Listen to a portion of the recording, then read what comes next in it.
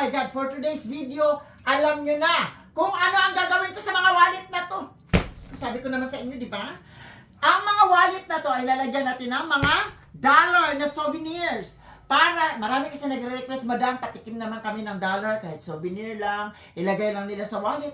So, Diyos ko, wish granted ka agad yan. Dollar lang pala, ayan, nagpapalit ako sa Amerika ng tig $1. And ang bawat wallet ay lalagyan natin ng tig $2. Ano pa? Juicy pa? Diba? So, kagaya nito mga langga, this is a panlalaking watch. Panlalaking wallet. No? So, lagyan natin siya ng 1 and 2. Ayan. $2. Lagyan natin siya para kahit paano, pag nadawat nila, na ay sulod niya, dollar sa sulod. Yan. Oh? Ayan. Ha? So, ayan na siya. Itopik natin para hindi masyadong maguba ang pinaka-dollar. Oh, fresh pagyapon siya.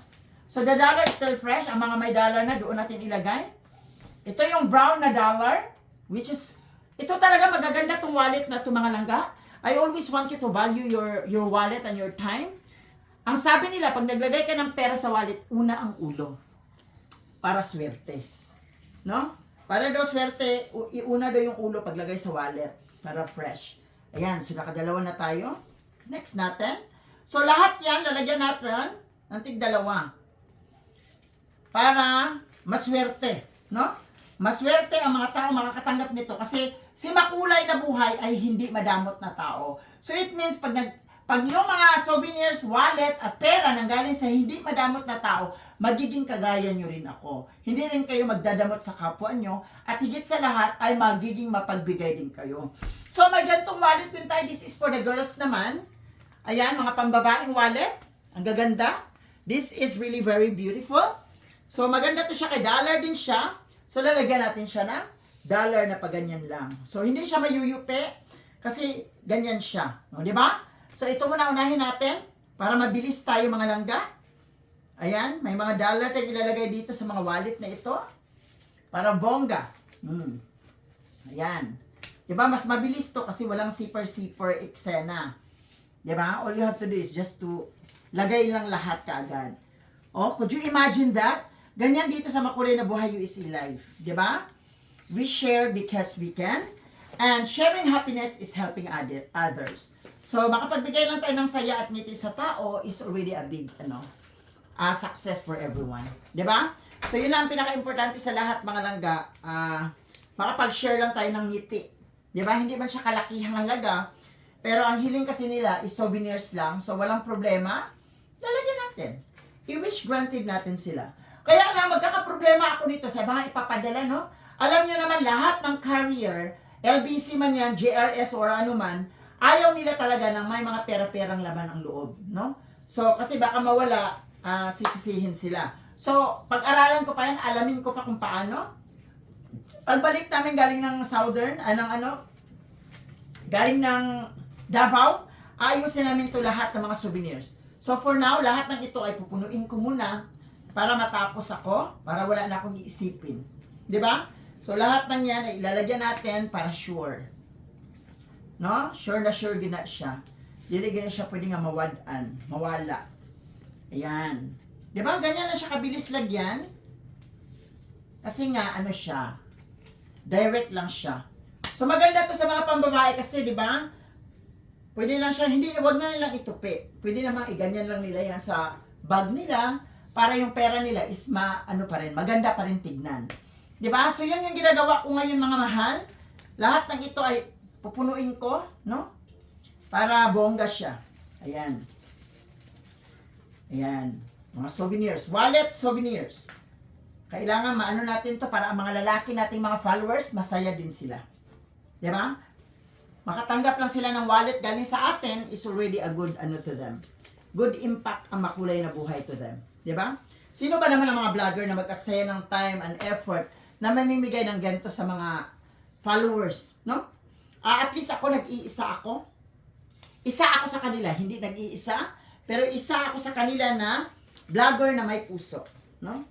May puso na makapag-share kung ano mga pwede kong i-share sa mga tao na alam ko makakapagbigay ng ngiti sa kanila. So, yun naman importante sa akin. sharing happiness and smile to everyone. So yun lang, pinaka-importante sa lahat, makapagbigay tayo ng ngiti sa lahat. No? So yun lang ang ano natin, priority natin. So that's all we can do. So ang $1 is 55 pesos, this is 110. Ayan. So tapusin lang natin to siya, and then let's proceed to the next later on.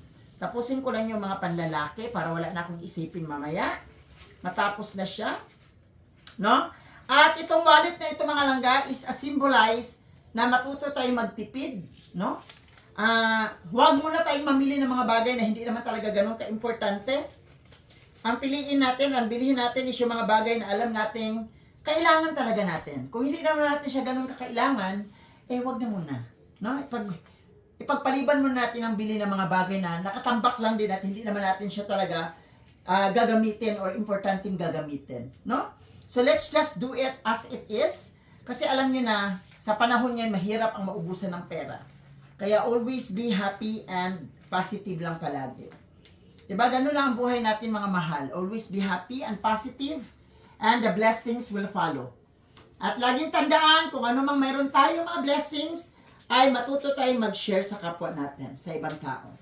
Diba? Yan lang mga langga, and gusto ko lang kayong matuto paano magmamahagi at mag-share ng mga bagay na mayroon tayo sa iba. Basta kung mayroon din lang naman tayo, go for it. Diba? I-share natin yan sa iba. Walang problema.